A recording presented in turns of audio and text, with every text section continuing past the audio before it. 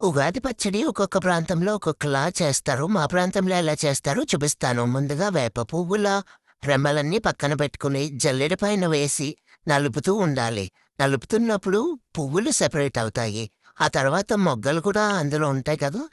ఇప్పుడు మొగ్గలొద్దనుకున్న వాళ్ళు చెరుక్కుని పక్కకు తీసుకోవచ్చు. కానీ చాలామంది మొగ్గలు కూడా కలిపి వేసుకుంటారు.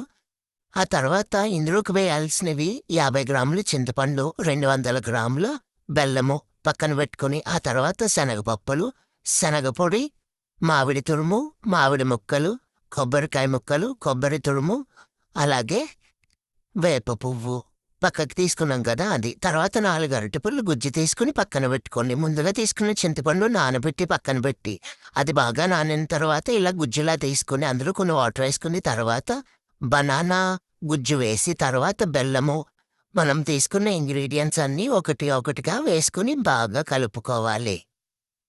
అన్నీ బాగా కలిపేసుకున్న తర్వాత లాస్ట్‌లో పువ్వుని వేయడం మర్చిపోకండి.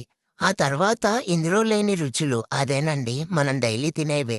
కారం, ఉప్పు, పసుపు అవి కూడా చాలా చిటికెడంత వేస్తూ బాగా కలుపుకోవాలి. అంతేనండి మా ప్రాంతంలో చేసే ఉగాది పచ్చడి రెడీ అయిపోయింది. మరి మీ ప్రాంతంలో ఎలా చేస్తారో కామెంట్ చేసి తెలియచేయండి. నచ్చితే ఒక లైక్ ఇచ్చి మరిన్ని వీడియోస్ కోసం సబ్స్క్రైబ్ చేయండి.